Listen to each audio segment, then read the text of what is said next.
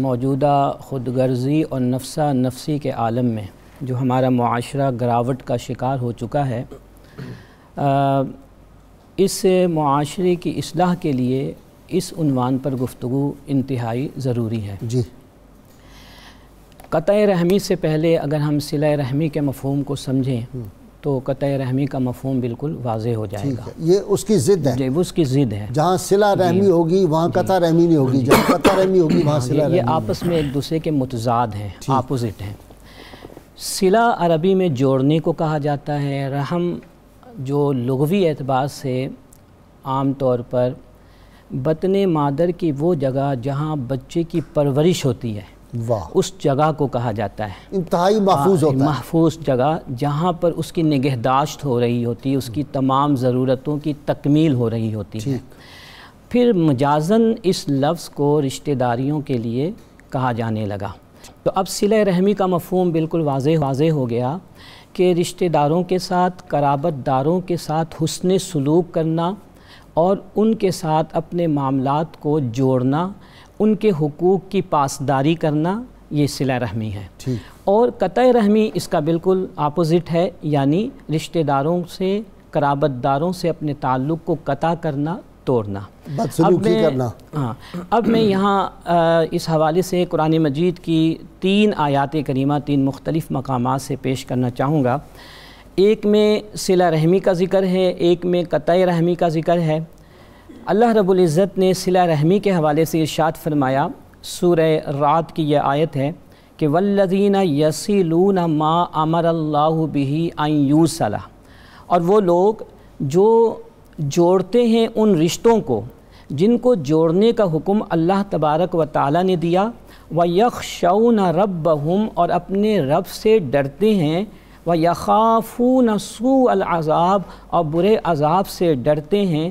اور پھر آگے چل کر ان لوگوں کا انجام کار اللہ نے بیان فرمایا کہ اولئک لہم عقبی الدار، ایسے ہی لوگوں کے لیے عقبہ کا گھر ہے، یعنی جنت الفردوس ہے، اعلیٰ ترین مقام ہے۔ تو صلہ رحمی کا نتیجہ جنت ہے۔ اسی طرح اب آئیے قطع رحمی۔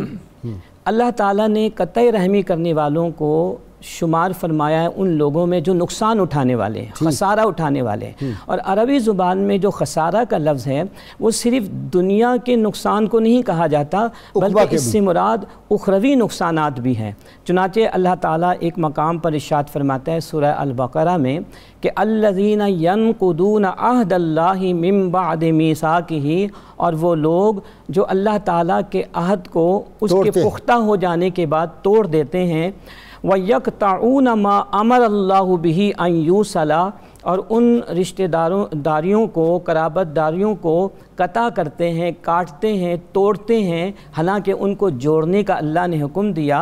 وَيُفْسِدُونَ فِي الْأَرْضِ، اور زمین پر فساد کرتے ہیں۔ اولئک هم الخاسرون، یہی لوگ نقصان اٹھانے والے ہیں، خسارہ اٹھانے والے ہیں۔ اور ایک اور مقام پر سورہ محمد میں اللہ تعالیٰ نے ان لوگوں کے انجام کار کو بیان کیا جو رشتہ داروں کے ساتھ تعلق کو توڑ کر اپنی زندگی کو گزارتے ہیں کہ اولئک لہم اللعنۃ، یہی وہ لوگ ہیں کہ جن پر لعنت ہے، وَلَهُمْ سُوءُ الدَّارِ، اور ان کے لیے برا گھر یعنی جہنم ہے۔ وہ سیدنا ابراہیم علیہ السلام کی بھی تو مثال ہے نا کہ ایک بندہ جو تھا منکر خدا کا، وہ آ گیا ایک دن، آپ روز کھانا کھلاتے تھے تو وہ ایک دن آ گیا تو آپ نے کہا یہ تو خدا کا منکر ہے، میں نہیں اسے کھلاتا۔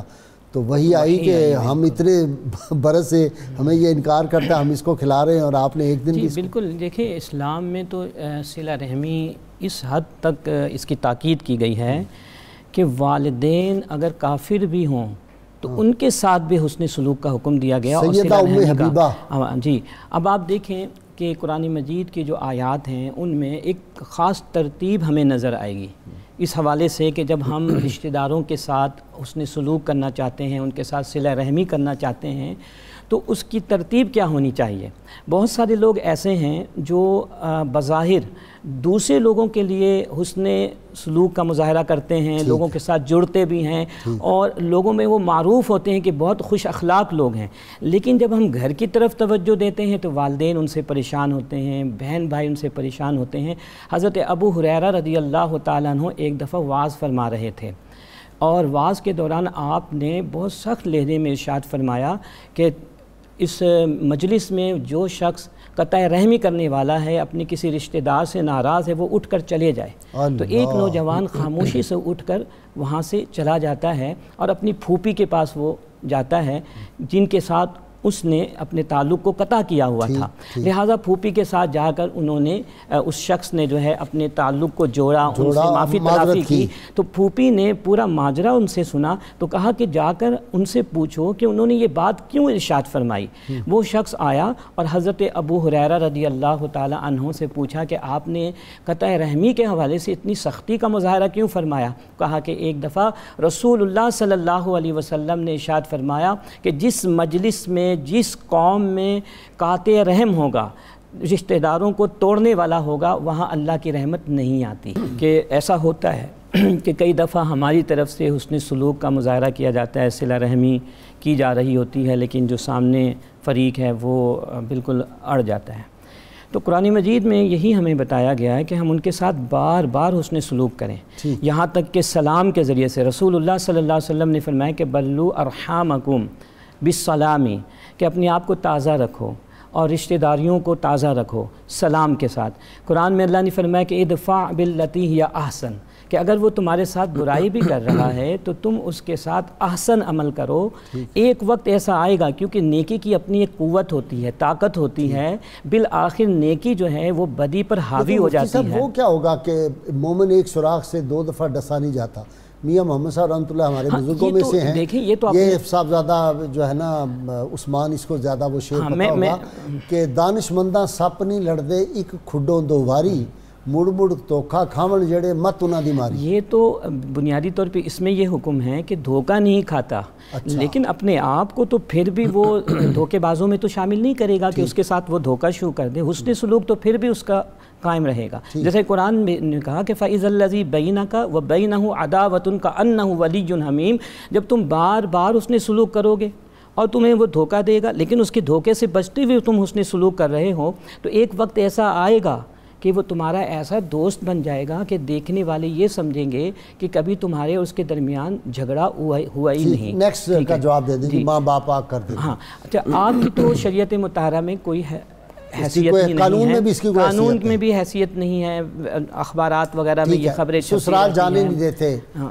ماں باپ سے ملنے۔ یہ بنیادی طور پہ جو اسلام کی تعلیمات سے انحراف ہے، ہاں جی انحراف بھی ہے اور معلومات نہ ہونے کی بات، وگرنہ اسلام نے جو رشتہ داروں کے درمیان تعلق کو قائم رکھنے کے لیے اتنا بیلنس حکم دیا ہے کہ اگر ہم اسلام کے احکام کی روشنی میں لوگوں کے ساتھ معاملات کریں تو کبھی ایسا نہیں ہوگا کہ بیوی کے ساتھ حسن سلوک کرتے ہوئے ماں کے ساتھ زیادتی ہو جائے، یا ماں کے ساتھ حسن سلوک کرتے ہوئے ساس کے ساتھ زیادتی ہو جائے۔ دوپٹہ سر پہ وہ کہتے ہیں کہ دوپٹہ رکھنا اسلام میں ہے کہ دوپٹہ؟ جی بالکل، پردے کا حکم قرآن مجید میں، رسول اللہ صلی اللہ علیہ وسلم کے احادیث میں موجود ہیں۔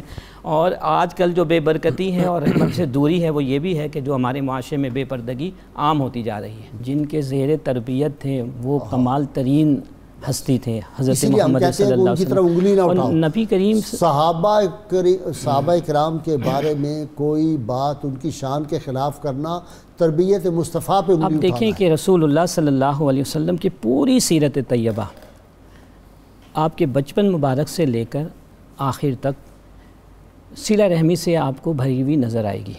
مثال کے طور پر جب آپ پر پہلی وحی آئی اور آپ ایک کیفیت میں اپنے گھر تشریف لائیں تو حضرت خدیجۃ الکبریٰ رضی اللہ تعالیٰ عنہا نے نبی کریم علیہ السلام کو تسلی دینے کے لیے جو آپ کے صفات عالیہ کو بیان کیا، آپ نے فرمایا کہ وَقَلَّا وَاللَّهِ مَا يُخْزِيكَ اللَّهُ أَبَدًا، اللہ تعالیٰ آپ کو کبھی بھی رسوا نہیں فرمائے گا، کیونکہ آپ صلہ رحمی کرتے ہیں، آپ جو ہے ان لوگوں کے لیے کام کرتے ہیں جو مفلس ہیں، غریب ہیں، نادار ہیں، اور آپ مہمان نوازی کرتے ہیں۔ تو نبی کریم علیہ السلام کی جو چند صفات بیان کی ان پہ صلہ رحمی بھی۔ اسی طرح ہرقل بادشاہ کے دربار میں جب حضرت ابو سفیان رضی اللہ تعالیٰ عنہ سے پوچھا گیا، اس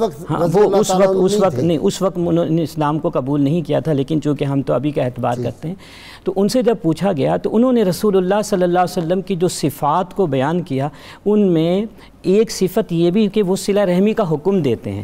تو رسول اللہ صلی اللہ علیہ وسلم اپنے ساتھیوں کو، صحابہ کرام کو اس کی تعلیم بھی دیا کرتے تھے اور عملی طور پر خود بھی کر کے صلہ رحمی کر کے دکھایا کرتے تھے۔ اس وجہ سے جو آپ نے فرمایا کہ صحابہ کرام کے اندر جو ہے صلہ رحمی کی جو صفت ہمیں نظر آتی ہے بدرجہ اتم، وہ نبی کریم علیہ الصلاۃ والتسلیم کی تربیت مبارکہ کا اثر تھا۔